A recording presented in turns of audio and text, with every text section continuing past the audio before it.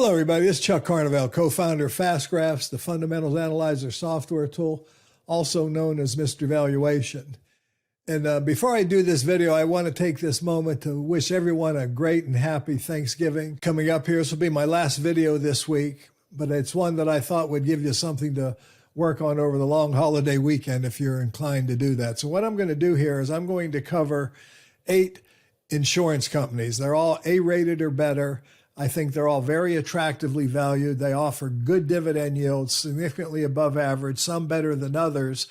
And it really speaks to the fact that, I've talked about this quite a bit, that it's a market of stocks, not a stock market. And in a moment here, I'll go over the S&P 500 just to revisit how overvalued I see the broad market as. But the financial sector, especially the life and health insurers, I think are full of great opportunities. For those of you who are looking for dividend income, dividend growth, and long-term total return, because the valuations of these financial stocks in the life and health insurance industry are really quite remarkable relative to the rest of the market. But before I start, I also want to point out, let's go ahead and look at a slide here I built you from the Value You Academy that we'll be launching here with the launch of our new version of FastGraphs, which we expect to be the first week of December. December 5th is right now our target launch date, and it seems to be we're on pretty good track to do that. It'll be a beta version of the tool, by the way. I do want to announce that to you, but it will be a fully functioning version, but we'll be constantly improving it and working on it once we get it launched. But anyway, one of the things I want to point out is we're going to be including financial statements shortly after we do our initial launch. We won't be doing them immediately, but I did want to take this moment to point out that there are really 4 different financial statement templates that we'll be dealing with. The industrial is the most common that everybody is aware of, and this is what the industrial income statement looks like for an industrial company. You have the classic sales and revenue, cost of goods sold, gross profit, operating expenses, operating margin or EBIT, and then you have costs and expenses, profit before taxes, provisions for taxes, and so on and so forth. Insurance income statement, though, is different, and I do want you to be aware of that. And so there are some ways that you want to look at the financials of these different entities differently than you would a classic, normal industrial company, let's say like a Johnson & Johnson. With insurance companies, instead of sales and revenues, you're looking at premiums written. And their revenues come from premiums earned as well as investment income. And then they have other revenue sources to give you total revenue rather than, total sales and revenue. But then you have expenses.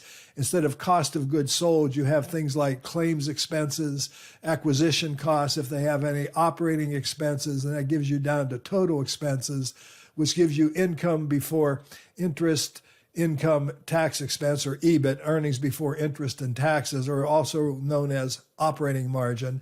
And then, of course, you go on to interest expense, income before tax expense, and all the way down to net income. So there is a difference between insurance companies and industrial companies. And I want you to basically be aware of that as I go through the financials. But now moving on, let's start by taking a look at the overall market as represented by the S&P 500. And just to orient those of you who aren't familiar with FastGraphs and the tool, and this is a remarkable investing tool, by the way, to help you really analyze individual stocks. But here I'm looking at the S&P 500. The orange line on a FastGraph is a formulaic representation of intrinsic value. In many companies, and including the S&P 500, you're going to see it'll be calculated as a 15 PE ratio. So this gives you a valuation reference. So when the stock price is touching the orange line, it's trading at around a 15 PE. When it's below the orange line, it's trading at a lower PE. And when it's above the orange line, it's trading at a much higher PE. The blue line on the graph, we call it the normal PE ratio. I like to think of it as the market valuation, rather than the intrinsic value based on functionally the cash flows of the industries or the business, in this case, the businesses. This is how the market has valued the entity over time. And as you can see, the S&P normally trades somewhere between 15 and we'll call it 18 times earnings. And you can see that's consistently the majority of the time where the market trades at. Now, coming out of the recession of 2001, the PE of the market was as high as 29, even as high as 30, which is, double or twice what the intrinsic value would be. But then it did come down and traded at this, 18-ish, 19-ish PE ratio for quite some time coming into the Great Recession. And then we had, a couple of years of down earnings, as you can see here, flat earnings in 07, negative growth in 08, negative growth in 09. And the market was fully valued at that time based on market value, but above the intrinsic value. And then, of course, it fell and became undervalued. And then we had this really golden period of time, in my opinion, as a value investor, where the market traded at or below its intrinsic value for about the next 4 or 5 years. And then we started to see in 2014 the market becoming extended, getting up into this high market value range that it would normally trade at, and then significantly above that in 2018. And now we have it trading at, a 24 blended PE ratio, which is significantly above the 15 to 18 that it normally ought to trade at. So the overall market itself is fully valued. The white line on the graph is the dividends. The area below the white line is the dividend payout ratio. All right, so you can see the S&P did cut their dividend from 08 to 09, but then they started raising the dividend again, and you're going to see that in the others. So this is what the market looks like. And remember, the blended PE of the market is 24.9. The current dividend yield is 1.28. And the earnings yield is only 4%. And those of you who have been following my videos and my work know that I like to see at least 6.5% to 7%, which is what a 15 PE ratio would represent. In other words, the earnings yield is the inverse of the PE ratio, and that's the amount of money you would get if the company paid you all of its profits. As you can see, the S&P only pays 1.28% in dividends, and they're only giving you this portion of earnings below the white line, and the rest of this is being, retained by the industries. But the point is, if you were getting all of this green shaded area, your yield would only be 4.1%. That simply tells me the market is overvalued. So I'm going to cover 8 life and health insurance companies. They're all A-rated or better. 4 of them are A-. I've got 2 that are A+, and the rest that are A. The other 2 are A-rated. These are all life and health insurers.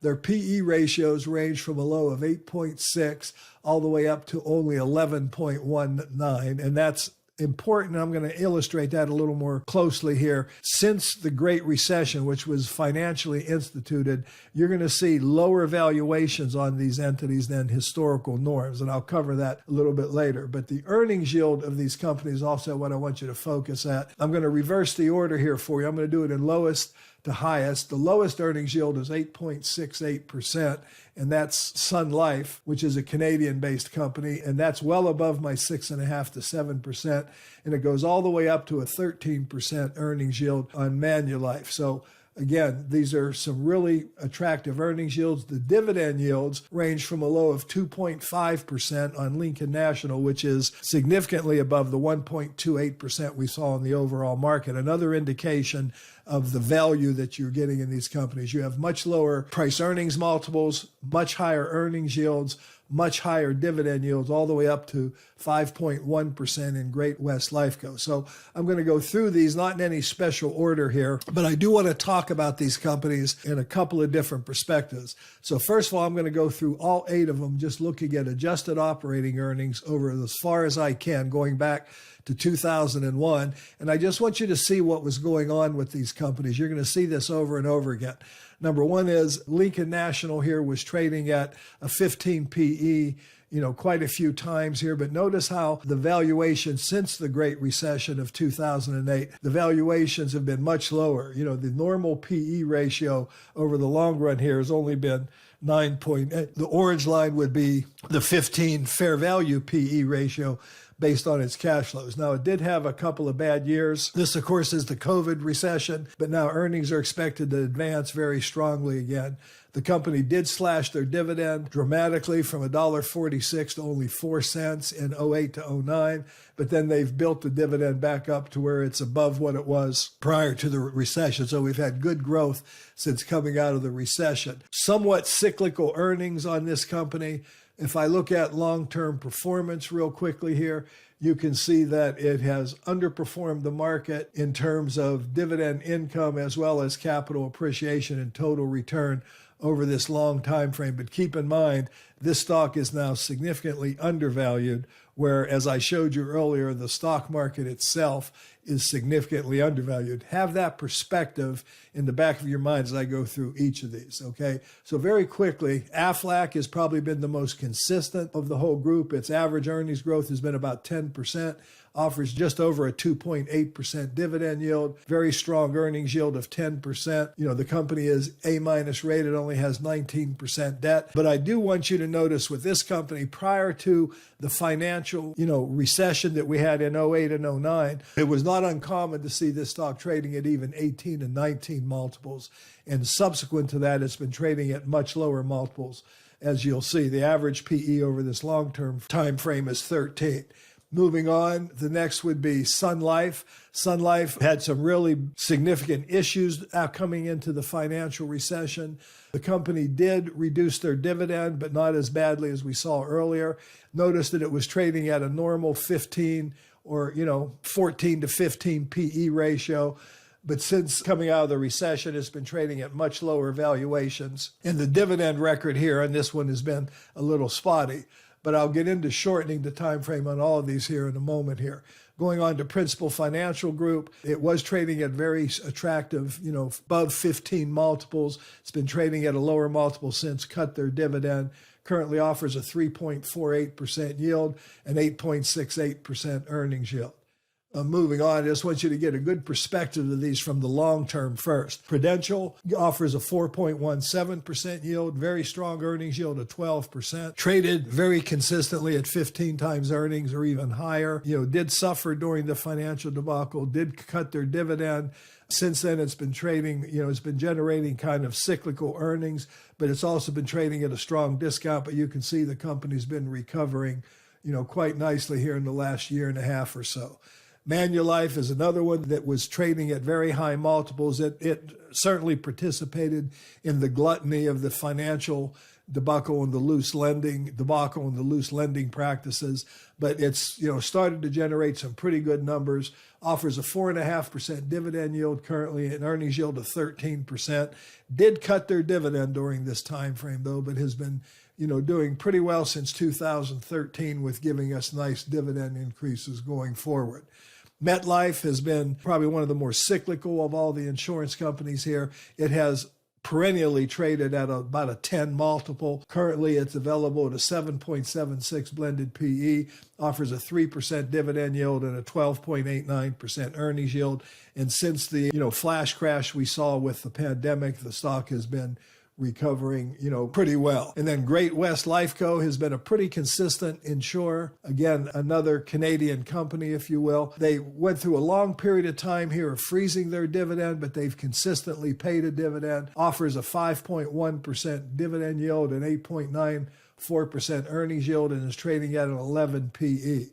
All right, so, that's the whole group of companies. Now, what I want to do here is I want to shorten this post the recession to see how each of these companies have been doing since the Great Recession. So a couple of things I want you to notice. We have a much lower market value here, a normal PE of around 12 for Great West Lifeco. Again, I've already been through the dividend yields. You can see that it's trading below its normal market PE. Moving on to Metlife, we also see about an 8.9, 8.8, or, moving into a 9, a low multiple. Since the financial debacle, these financial companies have traded at these low multiples. I look at Manulife, it's had tremendous growth, but I am going to shorten this graph here because that's an aberrant growth. It's been growing at, 9.5, 10%. Offers a 4.5% dividend yield, trades at a very low 7.69 blended PE ratio, and looks, very, very attractive from that point of view. Prudential has been, perennially trading at around a 9 multiple. Again, I talked about it recovering pretty nicely.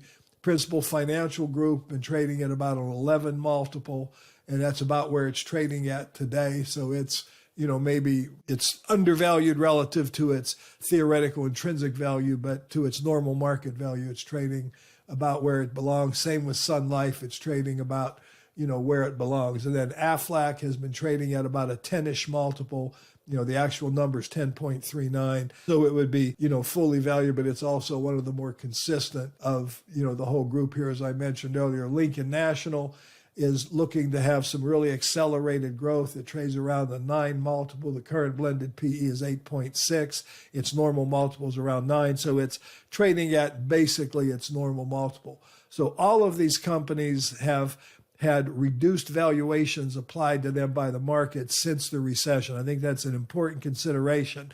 Is that going to change? Are these companies eventually going to go back to a 15 multiple?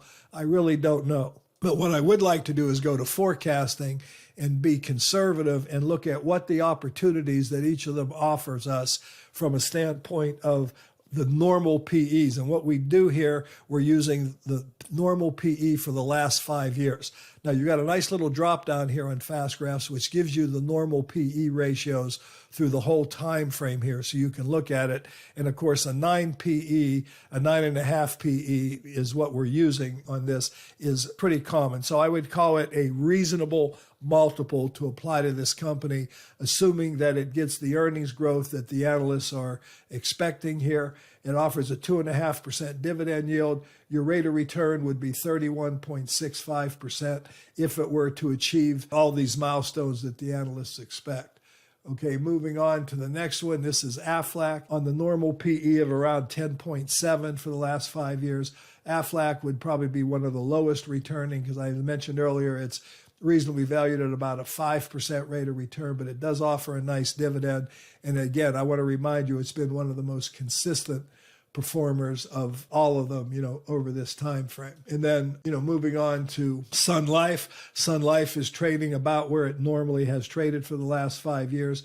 It would offer you a 12.88%. Principal Financial Group is trading at about maybe even above its normal PE. It would offer you about a 9.36%. If I go to Prudential, Prudential is trading slightly below its normal PE of 8.66, but with earnings expected to be down next year, it would offer you about a 6.5% rate of return. And then we have Manulife trading at a discount to its normal PE right now, a blended PE of 8.9, would offer you about a 29% rate of return. So here's one of your better opportunities in this group. Metlife, again, is expected to have down earnings, would offer you about a double-digit return of about 10.5%. So if you were looking at these companies to invest in them, and then last but not least, we'll go to Great West, trading about, just below its normal valuation, but would give you a double-digit 17-ish% rate of return. So when you're looking at these companies, you can see based on what their expectations are, Lincoln National would probably be the one that offered the highest return based on very, very strong growth. Next in line would probably be Manulife, which, offers you about a 29% rate of return. And it also does offer the 4.53% dividend yield. So as you're looking at each of these companies here, I can argue that all of them are reasonably valued right now. They're all very high quality financials, but one of the big messages I wanted to get across here was that it is a market of stocks, not a stock market. The market itself is very overvalued. Here's 8 A-rated, high quality premium life and health insurers, all of them trading at reasonable valuations, although discounted to historical norms. I do want to make that point. Since the recession, the financial recession, which obviously affected a lot of financials, life and health insurance companies, many banks, almost every company in the financial sector is reasonably priced or undervalued or trading at low valuations now. It is a market of stocks, not a stock market. Anyway, this is as deep as I'm going to go when I do a list of stocks like this. This has been Chuck Carnival saying thanks for watching. If you enjoyed the video, give me a like. Subscribe to the channel if you haven't.